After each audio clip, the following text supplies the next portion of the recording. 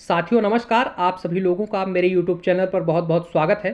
साथियों, मैंने MPPSC pre में जो MPGK का पार्ट है, यानी कि जो 30 से 40 नंबर का MPGK आता है, उसके लिए मैंने 20 इंपॉर्टेंट टॉपिक्स को लेकर के एक वीडियो बनाया था। उस वीडियो में मैंने MPGK के 20 महत्वपूर्ण टॉपिक्स बताए थे और मैंने बताया था कि इन टॉपिक से हर बार पिछले 5 वर्षों का पेपर उठा के देखिए, उन टॉपिक से हर बार प्रश्न आ रहे हैं। तो उस वीडियो के नीचे कुछ कमेंट आए थे और उन लोगों ने कहा था कि सर पूरे सिलेबस में 50 ऐसे टॉपिक्स बता दीजिए जहां से हर बार प्रश्न आते हैं और उन 50 टॉपिक को अगर हम पढ़ लें तो हम 50 नंबर तो आसानी से सही कर सकते हैं। तो मैं इस वीडियो में आप सभी लोगों को 10 यूनिट में 50 ऐसे महत्वपूर्ण टॉपिक्स बताने वाला हूं जहां से हर बार जो है तो एक या दो प्रश्न आपको देखने को मिलता है। अगर आप उन 50 टॉपिक्स को पढ़ते हैं तो आप ये मान करके चलिए तो आप 60 प्रश्न जो है तो MPPSC के 100 प्रश्नों में 60 प्रश्न आप सही कर सकते हैं। तो आइए वीडियो शुरू करते हैं। उससे पहले आप सभी से रिक्वेस्ट है कि प्लीज़ चैनल को सब्सक्राइब कर दीजिए तथा बेल आइकन को क्लिक कर दीजिए, जिससे हम इस प्रकार के जो भी वीडियो बनाते हैं उसका नोटिफिकेशन सबसे पहले आपको प्राप्त हो। दोस्तों, बहुत सारे बच्चे ऐसे हैं जो यूनिट 1, जैसे मान लीजिए यहाँ पे भारत का इतिहास लिखा हुआ है, तो वो जिस भी किताब से हिस्ट्री पढ़ रहे हैं, जैसे मान लीजिए कोई आकार के नोट से पढ़ रहा है, कोई दृष्टि के नोट से पढ़ रहा है, कोई किसी और अकेडमी के नोट से पढ़ रहा है, वो क्या करता है, हिस्ट्री वाले टॉपिक के लिए बुक उठाता है और बुक के पहले पन्ने से पढ़ना शुरू करता है और अंतिम पन्ने तक पढ़ता है।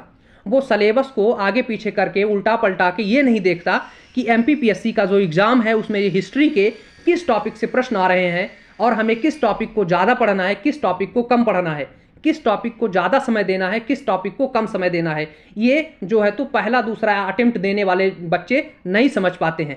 तो मैं आपको इस वीडियो में ये भी बताऊंगा कि कौन कौन से ऐसे महत्वपूर्ण टॉपिक्स हैं जिनको आपको ज़्यादा समय दे करके और ज़्यादा अच्छे तरीके से पढ़ना है। अब आपके दिमाग में ये प्रश्न आ रहा होगा कि हम ज़्यादा अच्छे तरीके से कैसे पढ़ सकते हैं। तो ज़्यादा अच्छा पढ़ना और अच्छा पढ़ना दोनों में थोड़ा सा अंतर है। जब आप किसी चीज़ को ज़्यादा अच्छा पढ़ते हैं तो उसका क्या करते हैं, पढ़ने के बाद आप उस टॉपिक से संबंधित 100-200 जो है तो ऑब्जेक्टिव्स लगाते हैं। और अगर वो ऑब्जेक्टिव्स आपसे बन जा रहे हैं, जो भी ऑब्जेक्टिव आप लगा रहे हैं, कोई भी ऑब्जेक्टिव आपसे छूट नहीं रहा है और आप उसको अच्छे से सही कर पा रहे हैं, इसका मतलब ये है कि आपने उसको ज़्यादा और अच्छे तरीके से फोकस्ड होकर पढ़ा है। लेकिन कुछ ऐसे टॉपिक्स होते हैं जिनमें हमें ज़्यादा फोकस करने की जरूरत नहीं होती है। वो ऐसे टॉपिक्स होते हैं जहाँ से 1-2 साल में एक आध प्रश्न आता है, यानी कि हर साल लगातार प्रश्न उससे नहीं आते। तो उस टॉपिक्स को हमें क्या करना है, थोड़ा पढ़ना है, यानी कि पढ़ना अच्छे से है, पर यानी कि उस तरीके से 100-200 ऑब्जेक्टिव्स बहुत ज़्यादा नहीं लगाने हैं आपको, बहुत ज़्यादा मेहनत करने की ज़रूरत उसमें नहीं है। तो आइए सबसे पहले हम हिस्ट्री में देखते हैं कि कौन से इंपॉर्टेंट टॉपिक हैं, कौन से टॉपिक्स हमें पढ़ना ही पढ़ना चाहिए। तो देखिए, सबसे जो नया अभी 2024 के सिलेबस से जुड़ा है, संकल्पना एवं विचार। इसमें प्राचीन भारतीय ज्ञान परंपरा है ना, इसको आप मत पढ़िए। फिर आगे है भारतवर्ष, इसको भी बहुत ज़रूरी नहीं है पढ़ना। हाँ, आगे का जो टॉपिक है वेद, वेद को आप पूरे कंसिस्टेंसी के साथ 100% दीजिए। यहाँ से आप देखेंगे 1 से 2 प्रश्न आपको MPPSC प्री के एग्जाम में मिलेगा। 2024 में अगर आप देखें तो 2 प्रश्न आए हैं, एक आया है प्राचीन वेद और एक प्रश्न आया है सभा समिति से संबंधित कौन सा किस वेद में उल्लेख है। तो इस तरीके से 2 प्रश्न आपको वहाँ से वेद से देखने को मिले हैं और 2025 के एग्जाम में भी आपको वेद से जो है तो कोई ना कोई प्रश्न देखने को मिलेगा। इसके बाद एक प्रश्न आएगा उपनिषद से। उपनिषद से पक्का 100% जो है तो एक प्रश्न आपको 2025 में देखने को मिलेगा। चाहे वो ये पूछ ले कि यज्ञ को टूटी हुई नौका के समान किस उपनिषद में बताया गया है, चाहे वो ये पूछ ले कि वसुधैव कुटुंबकम की अवधारणा किस उपनिषद में है। इस तरीके की बहुत सारे प्रश्न जो है तो उपनिषद से बन सकते हैं, इसलिए आपको उपनिषद को 100% देना है, उसको पढ़ना है। इसके अलावा जो है तो और कौन कौन से टॉपिक्स हैं जो आप पढ़ सकते हैं, तो देखिए इसमें मैं इंपॉर्टेंट 50 टॉपिक्स बताने वाला हूं जहां से 100% प्रश्न आते हैं। वैसे तो सभी टॉपिक्स पढ़ने चाहिए, पर मैं इसमें 85 टॉपिक्स बताऊंगा। तो हिस्ट्री में ऐसे कुछ टॉपिक्स बताऊंगा जहां से हर बार प्रश्न आते हैं। तो नए सिलेबस में मैंने आपको 2 टॉपिक्स बताए, एक वेद एक उपनिषद, और तीसरा टॉपिक आप इसमें शामिल कर लिए सभा समिति वाला जो भाग है उसमें। तो ये 3 टॉपिक्स जो है नए सिलेबस में आपको पढ़ना है। अब प्राचीन में चले तो प्राचीन में आप क्या पढ़ सकते हैं, प्राचीन में आपको 2 से 3 टॉपिक्स पढ़ने हैं। कौन कौन से, जैसा कि आप प्राचीन में अगर आप चले जाइए तो मौर्य काल पढ़ लीजिए और गुप्त काल। इन दोनों को आप एक साथ, मतलब ये एक ही टॉपिक मौर्य और गुप्त, एक टॉपिक आप मतलब मान के इन दोनों को अच्छे से पढ़िए, यहाँ से एक प्रश्न आपको मिलेगा। इसके बाद अगर हम अब प्राचीन को छोड़ दीजिए क्योंकि यहाँ से प्रश्न आते ही आते हैं, वैसे तो बहुत कुछ है। अब मध्यकाल में चले तो मध्यकाल में आपको क्या पढ़ना है, मध्यकाल में आपको मुख्य रूप से जो है तो जो आपका दिल्ली सल्तनत की बात करें तो उसमें 2-3 ऐसे महत्वपूर्ण शासक हैं जिनके प्रशासनिक व्यवस्था को आपको पढ़ना है। जैसे कि आप खिलजी की प्रशासनिक व्यवस्था को पढ़िए, खिलजी के बारे में पढ़ लीजिए, और इसके अलावा जो है तो मोहम्मद बिन तुगलक और आपका फिरोज शाह तुगलक के बारे में आप जरूर पढ़िए। ठीक, तो इस तरीके से आप मध्यकाल में कुछ को पढ़ लिए। इसके बाद अगर हम आगे चलें तो आप अगर देखें तो आप अकबर का जो समय है ना, अकबर के जो आसपास का पूरा काम है, उसका पूरी प्रशासनिक व्यवस्था है, वहां से आप प्रश्न जो है तो एक आध प्रश्न बन सकता है, उसको पढ़ लीजिए। जैसे वहां के किसी अधिकारी का ही आ गया कि जैसे मुहतसिब क्या काम करता था, तो या फिर कोई और अधिकारी है उसका क्या काम होता, तो इस तरीके के प्रश्न प्रशासनिक व्यवस्था से आ सकते हैं, या अकबर के द्वारा किए गए कोई कार्य से एक प्रश्न आ सकता है। इस तरीके से आपको प्राचीन और मध्य में मैंने 4-5 टॉपिक बता दिए। अब इसके बाद देखिए आगे चलते हैं, और आगे हमें यहाँ पे आते हैं 19वीं 20वीं शताब्दी में सामाजिक तथा धार्मिक सुधार आंदोलन। इसको आपको 100% पूरे फोकस के साथ पढ़ना है। सामाजिक और धार्मिक सुधार आंदोलन से 2 से 3 प्रश्न आप हर बार देखिए प्रश्न आ रहे हैं, चाहे राजा राम मोहन राय से हो, दयानंद सरस्वती से हो, चाहे विवेकानंद से हो, चाहे आपके और जो समाज सुधारक रहे उनसे प्रश्न जो है तो लगातार आ रहे हैं। तो आपको इस टॉपिक्स को 100% दे करके पढ़ना है, क्योंकि यहाँ से आपको 1 से 2 प्रश्न जरूर मिलेगा। फिर अगला जो टॉपिक है जहां से आपको ज्यादा प्रश्न मिल सकते हैं वो है भारतीय राष्ट्रीय आंदोलन। 2 प्रश्न आपको भारतीय राष्ट्रीय आंदोलन से मिल सकते हैं, तो इसको आप पढ़िए। इसके बाद अगला जो टॉपिक्स है तो स्वतंत्रता के पश्चात भारत का एकीकरण एवं पुनर्गठन। ये बहुत इंपॉर्टेंट नहीं है, अगर आप चाहें तो पढ़ सकते हैं, नहीं तो आप मतलब कि 50 इंपॉर्टेंट टॉपिक्स में से ये नहीं है, बाकी इंपॉर्टेंट ये भी है। तो इस तरीके से मैंने 7 से 8 टॉपिक्स जो है तो आपको भारत के इतिहास में बताया है, जिसको आपको जरूर पढ़ना है, क्योंकि 10 प्रश्न आते हैं हिस्ट्री में, जिसमें से मैंने 5 से 6 से 7 जो टॉपिक्स बताए हैं वहां से ही आते हैं। तो आपको इन टॉपिक्स को जो मैंने बताया है उसको पढ़ना है। अगर मेरी बात पे आपको भरोसा नहीं है तो आप प्रीवियस 5 ईयर के पेपर्स उठा करके देख लीजिए, अगर यहाँ से प्रश्न नहीं आए होंगे तो आप कमेंट बॉक्स में जरूर हमको बताइए। इसके बाद आगे चलते हैं यूनिट 2। यूनिट 2 हमारा क्या है, मध्य प्रदेश का इतिहास, संस्कृति एवं साहित्य। ये मोस्ट इंपोर्टेंट टॉपिक है मध्य प्रदेश का, जहां से हर बार प्रश्न आते हैं। तो देखिए पहले वाले टॉपिक्स में हम देखें तो इतिहास, तो एक प्रश्न आपको राजवंश से आएगा, ठीक। तो आपको राजवंश जितने भी हैं अच्छे से पढ़ना है, ठीक। एक प्रश्न आपको यहाँ से देखने को मिलेगा। फिर उसके बाद स्वतंत्रता आंदोलन में मध्य प्रदेश का योगदान, यहाँ से एक प्रश्न आ सकता है, तो इसको आप पढ़ें। इसके बाद कला एवं स्थापत्य कला, कला या स्थापत्य कला से हर बार एक प्रश्न आ रहा है, आप इसको जरूर पढ़ें। कि देखिए इस बार आया था 2024 में नोह डोरा शायद आया था, तो इस तरीके के प्रश्न जो है तो कला और स्थापत्य से आ रहे हैं, इसको आपको जरूर पढ़ना है।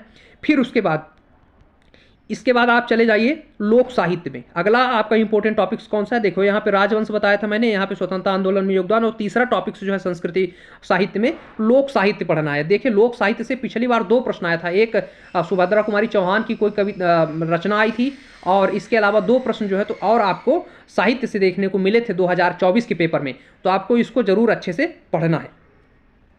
इसके बाद आगे चलते हैं और हम मध्य प्रदेश के प्रमुख धार्मिक, सांस्कृतिक एवं पुरातात्विक पर्यटन स्थल देखें, तो आपको यहाँ से जो पर्यटन स्थल शब्द लिखा हुआ है, पर्यटन स्थल से आपको पढ़ना है। देखिए आप ये कोई ना कोई प्रश्न जो है तो यहाँ से आता है, कभी उज्जैन से प्रश्न आएगा। देखिए 2024 में आया था कि चित्रकूट जो है धार्मिक स्थल, उसका दूसरा क्या नाम है, एक और नाम क्या है या उपनाम क्या है। तो इस तरीके से हर बार पर्यटन स्थल से प्रश्न आ रहा है, तो इसको भी आपको पढ़ना है। इसके बाद मध्य प्रदेश के प्रमुख जनजाति व्यक्तित्व, यहाँ से भी प्रश्न जो है तो एक प्रश्न आपको जनजाति व्यक्तित्व से आएगा। तो यानी कि देखिए इतिहास में इसमें मैंने कितने मध्य प्रदेश के इतिहास और संस्कृति में कौन कौन से टॉपिक बताए, राजवंश, लोक साहित्य, पर्यटन स्थल, जनजाति व्यक्तित्व। ये ऐसे टॉपिक्स हैं जहां से प्रश्न आते ही आते हैं, बाकी तो सभी टॉपिक्स इंपॉर्टेंट है, लेकिन ये ऐसे टॉपिक्स हैं जहां से हर बार आपको एक प्रश्न जो है तो देखने को मिलेगा ही। इसके बाद तीसरी यूनिट की ओर चलें। तीसरी यूनिट है भारत का भूगोल। इसमें भी 5 से 6 ऐसे टॉपिक्स हैं जहां से आपको हर बार प्रश्न देखने को मिलते हैं। पहला टॉपिक आपका पर्वत, पर्वत से एक प्रश्न जो है तो चाहे पर्वत की चोटी पूछ ले, चाहे आपको पर्वत के नाम पूछ ले कहां पर स्थित है, ये प्रश्न एक जरूर यहां से आता है। इसके बाद नदियां, दूसरा टॉपिक है नदी। नदी से एक प्रश्न आपको हर बार देखने को मिलेगा। आप, मुझे तो लगता है जब से एमपीपीएससी के एग्जाम हो रहा है हर बार नदी से एक प्रश्न जो है तो आपको आ ही रहा है। नदी एक ऐसा टॉपिक है जो आपको कभी धोखा नहीं दे सकता, और ये बहुत ट्रस्टेड टॉपिक है, इसको पढ़ें। इसके बाद ये जलवायु घटनाओं वाला जो टॉपिक है ये नया जुड़ा है, पहले भी यहाँ से प्रश्न आते थे पर ये स्पष्ट रूप से नहीं दिया हुआ था, तो इस बार इन्होंने स्पष्ट रूप से दे दिया है। तो आप अल नीनो और ला नीनो को पढ़ लेंगे। अल नीनो और ला नीनो से जो है तो प्रश्न यहाँ पे जरूर आएगा, एक प्रश्न आपको आ सकता है। 2024 में एक प्रश्न आया है, 25 में भी यहाँ से प्रश्न आने की संभावना है। इसके बाद अगला जो भूगोल में टॉपिक्स है वन और खनिज। वन और खनिज से जो है तो एक एक प्रश्न आपको जरूर देखने को मिलता है, तो वन और खनिज जो है तो आप पढ़ें। देखिए 2025 में जो है तो कोयले के भंडारण को लेकर के भारत के भूगोल से प्रश्न आया था कि किन 2 जिलों को मिला करके 50% से ज़्यादा भंडारण है कोयले का। तो इस तरीके से जो है तो हर बार प्रश्न यहाँ से आ रहा है। इसके बाद ये जो हरित क्रांति वाला टॉपिक जुड़ा है आपका, हरित क्रांति यहाँ से, तो खाद्य सुरक्षा और हरित क्रांति को भी आप पढ़ लेंगे। हरित क्रांति में बहुत नहीं है टॉपिक पढ़ने के लिए, थोड़ा सा छोटा टॉपिक है, इसको आप आसानी से पढ़ सकते हैं। फिर इसके बाद है ऊर्जा। ऊर्जा जो है तो यहाँ से आप एक प्रश्न जो है तो पारंपरिक और गैर परंपरागत ऊर्जा स्रोतों से एक प्रश्न आपको यहाँ पे पूछा जाता है, इसको भी आपको क्या करना है, पढ़ना है। फिर इसके बाद ये टॉपिक्स रहा चक्रवात। भारत के पश्चिमी और पूर्वी तट पर जो भी चक्रवात अभी तक आए हैं सबका आप क्या करेंगे, टेबल में सबको बनाएंगे और उनको लिखेंगे और सबको याद करेंगे कौन सा पूर्वी तट पे आया है, कौन सा पश्चिमी तट पे आया है। यहाँ से एक प्रश्न आपको देखने को मिल सकता है। इसके बाद मोस्ट ट्रस्टेड टॉपिक्स है जो कभी धोखा नहीं देता नदियों के जैसा, जनसंख्या। जनसंख्या से एक प्रश्न आपको या दो प्रश्न यहाँ से जो है तो आपको मिल सकता है। तो इस तरीके से मैंने आपको तीसरी यूनिट में कुछ महत्वपूर्ण टॉपिक बताए, पर्वत बताया, नदियाँ बताई आपको मैंने, अल नीनो और ला नीनो बताया, वन और खनिज बताया, खाद्य सुरक्षा हरित क्रांति बताया, चक्रवात बताया और जनसंख्या बताया। इतने टॉपिक्स महत्वपूर्ण है जहां से हर बार आपको एक प्रश्न देखने को मिलता है। हालांकि और भी टॉपिक्स हैं जैसे फसल है, लेकिन मैं 50 टॉपिक्स बता रहा हूं इसलिए ये इंपॉर्टेंट टॉपिक है। चौथी यूनिट है हमारा मध्य प्रदेश का भूगोल। अब मध्य प्रदेश के भूगोल में भी सेम टू सेम भारत के भूगोल जैसा जो टॉपिक्स है वहां से ही प्रश्न आपको हर बार देखने को मिलेगा। जैसा कि आप वनोपज देखिए, वनोपज से एक प्रश्न आता है, ठीक, वन और वनोपज से 2024 में यहाँ से प्रश्न आया है। जैसे बांस का राष्ट्रीयकरण कब हुआ था, ये प्रश्न आया है यहाँ से। इसके अलावा किस प्रकार के वन मध्य प्रदेश में नहीं पाए जाते, ये भी प्रश्न आया है। तो इस तरीके से कई सारे प्रश्न जो है तो आपको मध्य प्रदेश के भूगोल से वन से देखने को मिलते हैं। इसके बाद मोस्ट ट्रस्टेड टॉपिक है आपका नदियाँ। नदियों से हर बार प्रश्न आता है और हमेशा आएगा, जब तक MPPSC का एग्जाम होगा तब तक आएगा।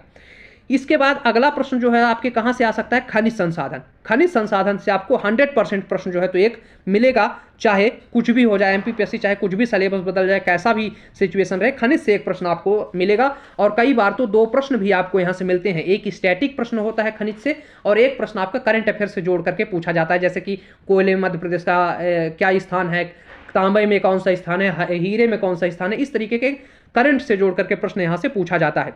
इसके बाद जो मोस्ट ट्रस्टेड टॉपिक है जनसंख्या, यहाँ से भी एक प्रश्न आपको हर बार MPPSC प्री के एग्जाम में देखने को मिल रहा है। 2024 के एग्जाम में अगर आप देखेंगे तो आया था कि सबसे ज़्यादा शहरी जनसंख्या किस उसमें निवास करती है, तो भोपाल उसका आंसर था। तो यानी कि जनसंख्या से हर बार प्रश्न यहाँ पे देखने को मिल रहा है। तो यहाँ पे देखिए मध्य प्रदेश के भूगोल में मैंने 4 से 5 टॉपिक्स बताए, वन बताए, नदियाँ बताया, खनिज बताया और इसके अलावा जनसंख्या बताया। और इसके अलावा एक और इम्पोर्टेंट टॉपिक है मिट्टी और जो कृषि। मिट्टी और कृषि आप एक साथ रखें दोनों को, यहाँ से भी एक प्रश्न जो है तो किसी न किसी से एक बार जरूर आता है। तो इस तरीके से जो है तो आपका मध्य प्रदेश का भूगोल महत्वपूर्ण टॉपिक्स मैंने बताया। 5वीं यूनिट की ओर चलें। 5वीं यूनिट क्या है, भारत एवं मध्य प्रदेश की संवैधानिक व्यवस्था। देखिए 2022 में यहाँ से बहुत सारे प्रश्न आए थे, लेकिन 23 और 24 में MPPSC ने थोड़ा इसका जो वेटेज है वो कम किया है पूछने का, जो कि जियोग्राफी से ज़्यादा पूछ रहा है, यानी कि मध्य प्रदेश के भूगोल से ज़्यादा प्रश्न पूछ रहा है। पॉलिटी वाले पार्ट से जो है तो थोड़ा कम प्रश्न पूछना उसने शुरू किया है, लेकिन फिर भी MPPSC का मूड कभी भी चेंज हो सकता है, वो प्रश्न पूछ सकता है। तो इसमें कौन कौन से इंपॉर्टेंट टॉपिक है मध्य प्रदेश के उससे, बाकी भारत का संवैधानिक व्यवस्था भी बताऊंगा, पहले अभी मध्य प्रदेश देखते हैं। तो मध्य प्रदेश के कौन से टॉपिक इंपॉर्टेंट है, तो आपका एक प्रश्न जो है तो राज्यपाल से आ सकता है, ठीक, और दूसरा प्रश्न जो है तो उच्च न्यायालय से आ सकता है।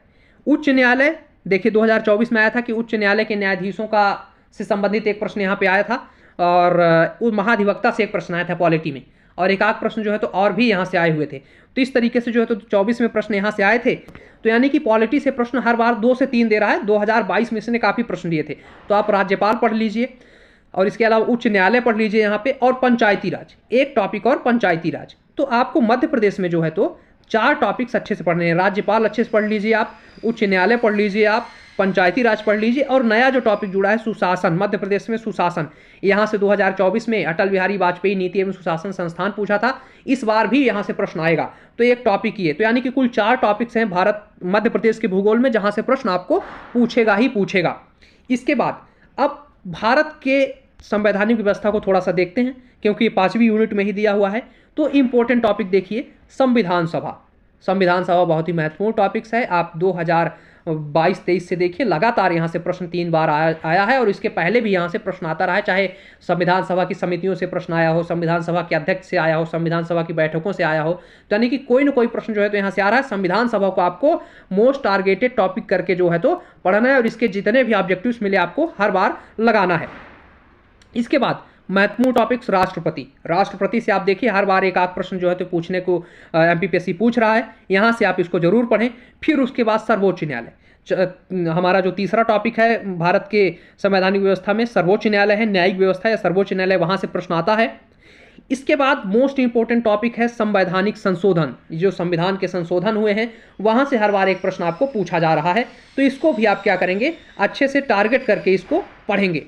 इसके बाद मौलिक अधिकार और निर्देशक तत्व, तो दोनों को आप एक टॉपिक्स मानिए और इनको पढ़िए, यहां दोनों में से किसी में से एक प्रश्न आपको मिल सकता है। तो देखिए भारत की राज्य व्यवस्था में मैंने क्या क्या टॉपिक बताया, संविधान सभा बताया, राष्ट्रपति बताया, सर्वोच्च न्यायालय बताया, संवैधानिक संशोधन बताया और मौलिक अधिकार और मौलिक कर्तव्य बताया, मौलिक अधिकार और नीति निर्देशक तत्व बताया। तो यहां से प्रश्न जो है तो आते हैं। हालांकि देखिए संविधान के स्रोत से भी प्रश्न आ रहा है, मौलिक कर्तव्य से भी प्रश्न आया है, आने को तो प्रश्न जो है तो आपके संघीय कार्यपालिका से भी आ रहा है, तो आने को बहुत सारे प्रश्न आते हैं, लेकिन यहाँ पे मैं मोस्ट इंपोर्टेंट टॉपिक बता रहे हैं जो आपको धोखा कभी नहीं दे सकते। तो 5वीं यूनिट हमारी खत्म हुई। इसके बाद चलते हैं हम 6वीं यूनिट की ओर। हमारी 6ठी यूनिट का है भारत एवं मध्य प्रदेश की अर्थव्यवस्था। पहले इतना ज़्यादा अर्थव्यवस्था का जो है तो कैटेगराइज करके प्रश्न नहीं आते थे, पर इस बार जो है तो 2024 के सिलेबस में उसने स्पष्ट रूप से इसके अर्थव्यवस्था के टॉपिक्स दे दिए हैं, इसलिए यहाँ से प्रश्न आ ही आ रहे हैं। तो देखिए छठा जो टॉपिक है उसमें से सबसे इंपॉर्टेंट टॉपिक की बात करें तो पहला ही टॉपिक जो है तो इंपॉर्टेंट है, भारतीय अर्थव्यवस्था मध्य प्रदेश का स्थान, वर्तमान स्थिति। कोई न कोई यहाँ से प्रश्न आएगा। 2024 में यहाँ से भारत और मध्य प्रदेश की प्रति व्यक्ति आय की तुलना करने से संबंधित प्रश्न आया था, और 2025 में भी यहाँ से एक प्रश्न आ सकता है। इसके बाद और कहाँ से प्रश्न आएगा, अगला प्रश्न सतत विकास लक्ष्यों से हो सकता है। मध्य प्रदेश में सतत विकास लक्ष्यों की जो प्रगति है वहां से एक प्रश्न आपको यहाँ पे मिल सकता है। इसके बाद अगला प्रश्न कहाँ से आ सकता है आपका, एक जिला एक उत्पाद। एक जिला एक उत्पाद से भी प्रश्न आएगा आपका, है कंफर्म है, एक प्रश्न आएगा यहाँ से। और इसके बाद जो अगला प्रश्न कहाँ से आ सकता है, अगला प्रश्न आपके कृषि और उद्योग से आ सकता है। कहाँ से, इन दोनों को एक टॉपिक्स आप मानिए, कृषि और उद्योग। देखिए या तो आप अर्थव्यवस्था में कृषि उद्योग पढ़ लीजिए या तो आप मध्य प्रदेश के भूगोल में पढ़ लीजिए, दो में से कहीं पर भी आप पढ़िए, आपका काम हो जाएगा। हाँ, कुछ डाटा हैं जो इकोनॉमिक डाटा हैं कृषि से संबंधित या उद्योग से संबंधित, उसको आप जरूर एक बार देख लीजिए। तो इस तरीके से कृषि उद्योग, एक जिला एक उत्पाद, सतत विकास लक्ष्य, मध्य प्रदेश की अर्थव्यवस्था का जो है तो वर्तमान स्थिति भारत की अर्थव्यवस्था में। तो ये रहे कुछ इंपॉर्टेंट टॉपिक जो कि भारत मध्य प्रदेश की अर्थव्यवस्था से हैं। इसके बाद भारत की अर्थव्यवस्था में देखें तो कौन कौन से टॉपिक्स हैं, मैं तो इसमें कहूंगा आप आंख मूंद कर बैंकिंग वाला टॉपिक्स पढ़िए। भारत की अर्थव्यवस्था में आप बैंकिंग टॉपिक पढ़िए, 2 से 3 प्रश्न आपको बैंकिंग के टॉपिक से जरूर देखने को मिलेगा। इसके बाद G20, सार्क और एशियन, इन 3 ग्रुप्स को पढ़ लीजिए। तो यानी कि आपको 2-3 प्रश्न जो है तो आपको बैंकिंग से 2 या 3 प्रश्न मिलेंगे आपको, और G20, सार्क और आसियान से एक आध प्रश्न आपको मिल सकता है। इसके बाद भारत की विदेश नीति जो है उसको पढ़ लीजिए, यानी कि 4 टॉपिक्स आप जो है तो भारत की अर्थव्यवस्था में पढ़ लीजिए। यहाँ से आपको 5 या 4 प्रश्न जो है तो मिल सकते हैं। अगर 7 या 8 प्रश्न आते हैं तो उसमें से 5 से 6 प्रश्न जो है तो आपको यहीं से मिलेंगे। दोस्तों अब हम चलते हैं 7वीं यूनिट की ओर। 7वीं यूनिट में कौन कौन से महत्वपूर्ण टॉपिक्स हैं, तो 7वीं यूनिट में देखिए कौन से महत्वपूर्ण टॉपिक्स हैं। तो यहाँ पे पहला जो टॉपिक है जहाँ से प्रश्न आ सकता है, भारत के प्रमुख वैज्ञानिक संस्थान एवं उनकी उपलब्धियाँ। यहाँ से प्रश्न आपको जरूर पूछा जाएगा, हर बार एक वैज्ञानिक संस्थान के बारे में प्रश्न पूछा जाता है। इसके बाद उपग्रह एवं अंतरिक्ष प्रौद्योगिकी, यहाँ से प्रश्न पूछा जाता है, प्रश्न आएगा ही यहाँ से। इसके बाद मानव शारीरिक संरचना से जो है तो आपके प्रश्न आता है, एक प्रश्न यहाँ से जरूर आएगा, आप देख लीजिएगा। इसके बाद जो है तो अगला प्रश्न कहाँ से आ सकता है, अगला प्रश्न आ सकता है अनुवांशिक रोग से। आप 3 बार से देखिए अनुवांशिक रोग से कोई ना कोई प्रश्न, इस बार डाउन सिंड्रोम आया था, तो इस तरीके से हर बार एक जो है प्रश्न आपको अनुवांशिक रोग से आ सकता है। अभी तक सिकल सेल एनीमिया जो इन्होंने शामिल किया है इसमें 2024 के सिलेबस से, तब से इसमें से प्रश्न नहीं आया है, लेकिन 2025 में सिकल सेल एनीमिया से प्रश्न आने की 100% संभावना है, तो आप इसको भी पढ़ लीजिएगा क्योंकि यहाँ से प्रश्न आ सकता है।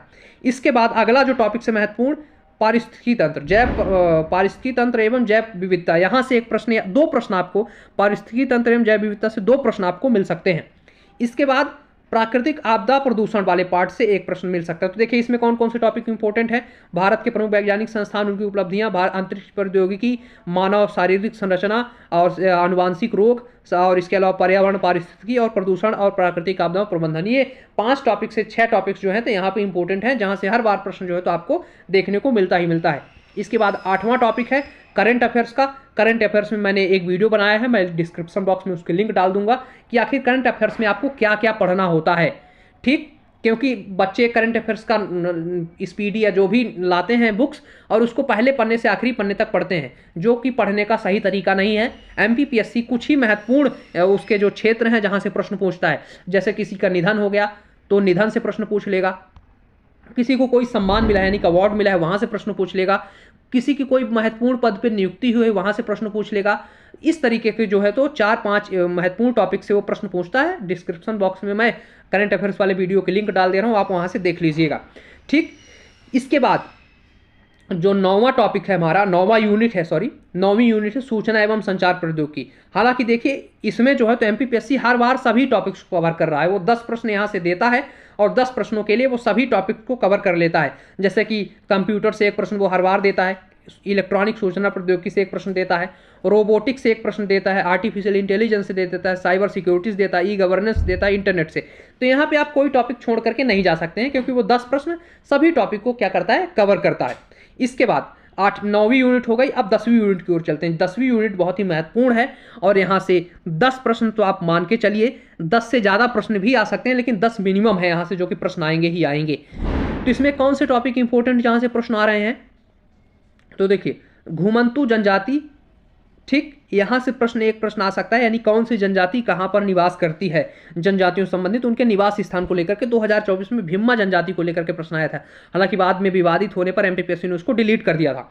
लेकिन घुमंतु एवं जो विमुक्त एवं घुमंतु जनजाति है वो कहां कहां घूमती फिरती हैं, कहां निवास करती हैं, वहां से प्रश्न आ सकता है।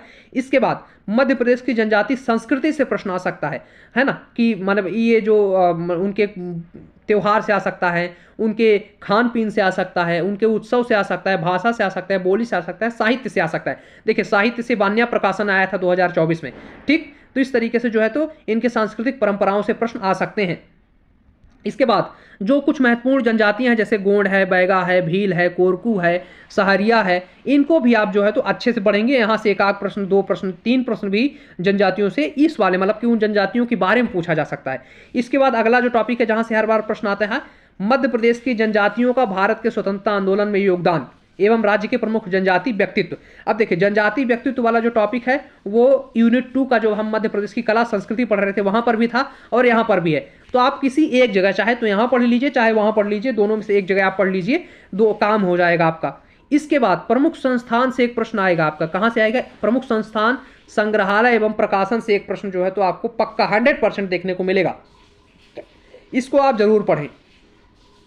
इसके बाद इससे प्रश्न अभी नहीं आया है, लेकिन हो सकता है कि आगे चल करके लोक साहित्य से 2025 में प्रश्न आ जाए, तो आप इसको भी पढ़ेंगे। तो यानी कि सभी महत्वपूर्ण जो बड़ी बड़ी जनजातियां उनको पढ़ेंगे, घुमंतु एवं विमुक्त जनजातियां कहाँ कहाँ जाती निवास करती उनको पढ़ेंगे, और जनजातियों की कला साहित्य त्योहार को पढ़ेंगे, और उनके जो संग्रहालय और प्रकाशन है उनको पढ़ेंगे, भारत के स्वतंत्रता आंदोलन में योगदान पढ़ेंगे।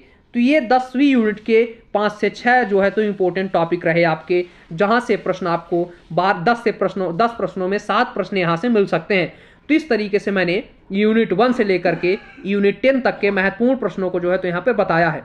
तो साथियों इसी तरीके के अन्य वीडियोस को देखने के लिए आप सभी लोग मेरे चैनल को सब्सक्राइब करें तथा बेल आइकन को क्लिक करें, जिससे हम इस प्रकार की जो भी वीडियो बनाएं उसका नोटिफिकेशन सबसे पहले आपको मिले। धन्यवाद।